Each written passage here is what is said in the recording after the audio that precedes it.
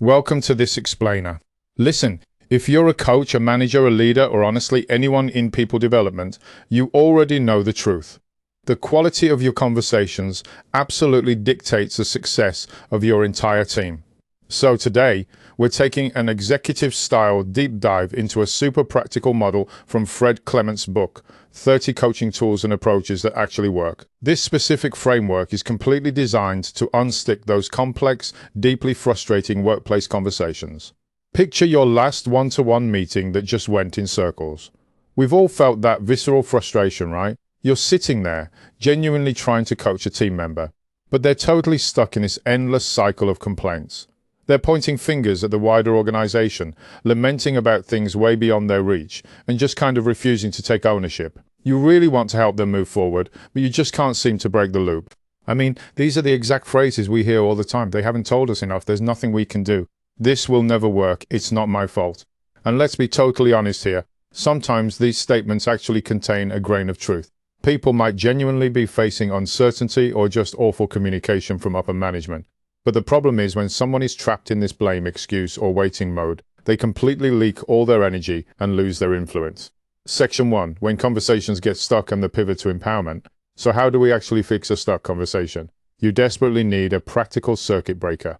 And that's where this brilliantly simple visual tool from Clements comes in. It actually draws on a classic distinction from Stoic philosophy and was famously popularized by Stephen Covey by categorizing our energy into 3 distinct zones. When a coachee sees this drawn out, it visually stops that endless loop. They can literally see exactly where their mental energy is going. Let's break it down, starting with the outermost ring.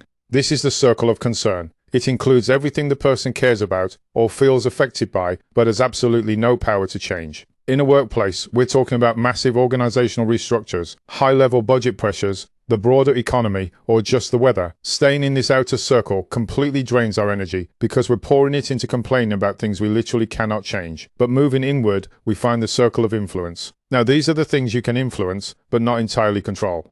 Think about your work relationships, team dynamics, or how your peers behave. You can guide them, you can persuade, you can definitely shape outcomes through your own communication, but you don't have the absolute final. Say this right here is where a whole lot of collaborative workplace magic happens. Finally, right there in the center, we have the circle of control. This circle is much smaller, but man, it is incredibly powerful. This is the stuff you directly control, your own actions, your words, your choices, your attitude, your preparation, and your integrity.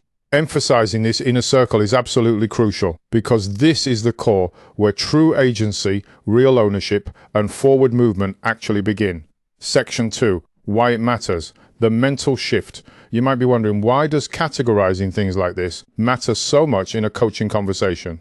Well, it's because of the profound psychological shift it triggers when a coachee realizes that almost all of their mental energy is being spent fighting ghosts out in that outer circle of concern. It creates this sudden aha moment. Instead of asking the unhelpful victim mindset question, what's wrong? The tool forces a massive pivot. The new question becomes, okay, given this reality, what can be influenced and what can be controlled? It instantly builds a highly solution-oriented path. Section 3. The practitioner's guide to using it in teams. And the best part, this doesn't just work for individuals. It is incredibly effective for managing an entire room when a team is facing shared anxieties, like say a huge new software rollout or a sudden leadership change. Here's the exact playbook you should use. Step 1, let them name the concerns so they actually feel heard. Step 2, identify what the team can genuinely influence. Step 3, pinpoint what they strictly control. And step 4, agree on practical action. This step-by-step path allows for necessary venting without letting the meeting devolve into a toxic, hour-long complaint session. To really make this happen, here are some direct scripts, powerful coaching questions that you can literally take into your very next meeting. Ask them, okay, what part of this is within your control? Or what can you personally do to move this forward? And if they are still really stuck, try what is just one single action that is fully within your control right now. These questions act as an immediate practical toolkit in your back pocket. Step 1. Common coaching mistakes and what to watch out for. Now, as with any powerful tool, you've got to use professional judgment. If you use this incorrectly, you can seriously damage the trust you've built with your team. Do not use this tool to dismiss genuine loss or just wave away the hard reality of a bad situation. And most importantly, do not weaponize it to blame people for circumstances that are entirely outside their control, or use it to let leadership off the hook for poor communication. The goal is to find agency where agency actually exists, not to gaslight your employees. To really ground this theory in reality, Fred Clements shares a personal story of leading a team that was being decommissioned. Essentially, the whole team was being shut down. Before he could authentically support his staff through this highly stressful period, he had to use the circles on himself.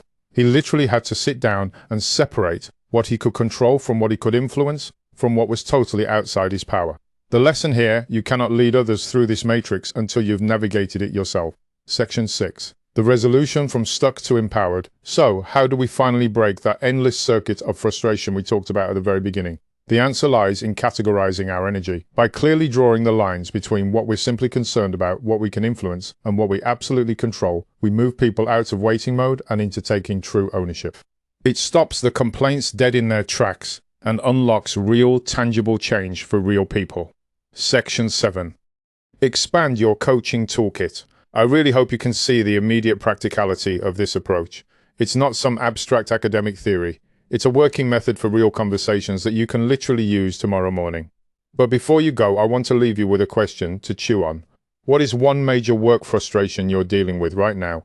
And honestly, how much of your energy is currently trapped in that outer circle of concern? For more information, head over to ClementsConsultancy.com to buy a discounted PDF copy of the book, or head over to Amazon for the ebook or printed version.